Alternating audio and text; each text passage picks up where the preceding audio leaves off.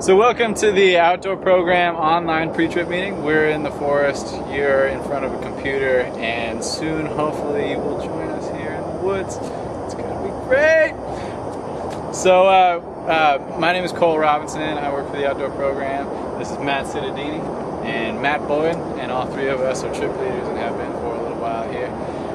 We're gonna tell you a little bit about the trip that you're gonna be coming on and some of the stuff that you're gonna need to bring and not to bring.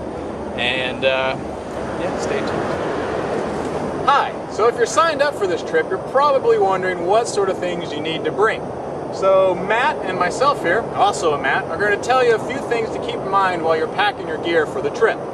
First of all, a really key thing to keep in mind is that cotton is not advisable. So you want to stay away from cotton clothing or cotton socks. The reason for that is that it will hold water and potentially make you really cold. So if you don't like to be cold, don't bring cotton. What we do suggest is synthetic fibers. So for instance, let's see, wool socks are great. Synthetic t-shirts, you can find out, just look on the inside of the label and it'll tell you what it's made of. As long as it doesn't say cotton, it'll probably be okay. So Matt here is going to lay out some layers of clothing that would be important to bring. So first we've got our synthetic t-shirt. It's kind of nice if it's a warmer day and you want to stay nice and cool. What else has he got here? He's got some shorts. Yeah, if it was the summertime and really hot, we'll bring some shorts. Those will be really nice and cool. Let's say it's a little cooler though. We want to have a little bit warmer layer. Matt's got some nice synthetic long underwear there. Those would be great if it's a little bit cooler. Could put these on under my shorts. That's right. Which I'm not going to demonstrate right now, but you can imagine. He's a modest man. Looks something like that. There we go. Yeah, so that'd be good. So we've got a t-shirt, we've got shorts. It's a little cooler. We've got some long underwear. We got our wool socks on our feet. Pretty key. It's getting a little colder out there. It's getting a little colder. I think I need to throw on my fleece. Yeah. So if it's a little cooler trip, you might want to bring a fleece. That'd be good. Nice extra layer there. Oh, I think it's about to rain. The rain is coming. Also a good idea is some sort of shell to put over everything. So some sort of hard shell that'll keep the rain and wind out. With the hood, if you can.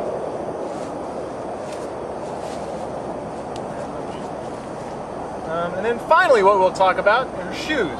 So it's a really good idea to get a pretty decent pair of shoes, like some really sturdy running shoes at the minimum, or hiking boots if you have them would be great. If you have questions about shoes, again, feel free to contact anyone on your trip itinerary and ask them questions. So feel free to call us and ask us questions about any gear you feel like you need to bring. Check out the bottoms on those puppies. Yeah, good sturdy pair of shoes would be great. So I've kind of talked about a few things that you really want to bring. A couple of things you're not going to be able to bring on the trip are illegal drugs and alcohol.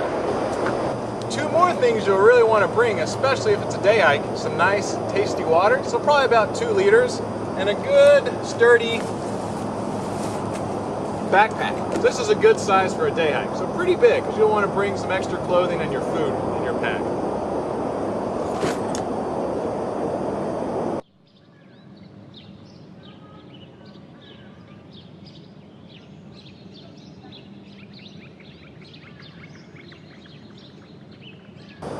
And now for some possible risks.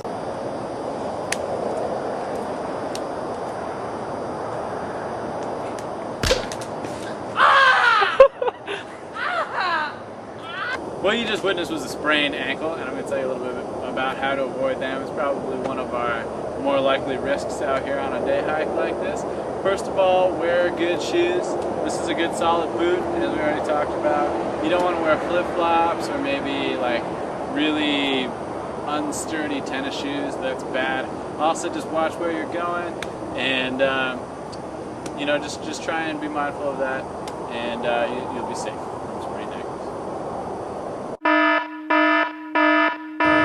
So that's poison oak. Probably want to know how to avoid that, don't you?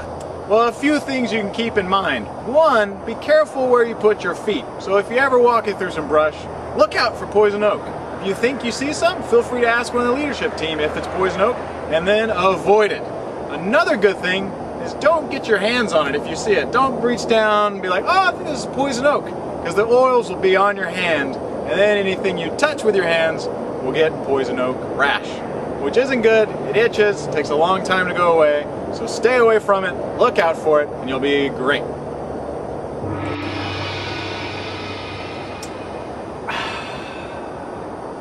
We're going to talk a little bit about dehydration. Now, dehydration is one of the possible risks on a day hike, and it's something that you want to avoid because it's not fun for anybody.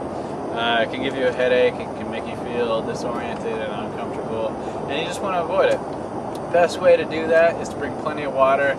I recommend bringing at least a liter of water on a short day hike. On a little bit longer day hike, I recommend bringing 2 liters. So bring 2 liters.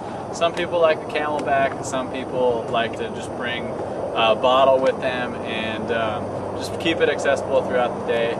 Take lots of little sips, and if you keep hiking and you avoid it and just take a big swig, it won't hydrate you as well. So keep hydrated. Cole. What's up, man? How you doing? Not so good, Cole. What's going on here? I just have a really bad headache. Yeah. I'm feeling really tired. Well, I don't know. sounds like you're dehydrated. No, I don't think so, because I don't normally drink a lot of water. No, it sounds like you are dehydrated. Here, we just take a little swig of this water. Let's see how you're feeling. I don't think that I am, but There we go. Water.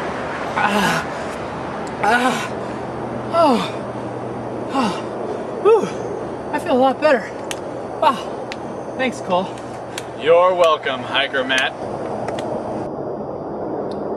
Sunburn. There's another possible risk. That one's easy to avoid. Just put on some sunscreen, like Cole here.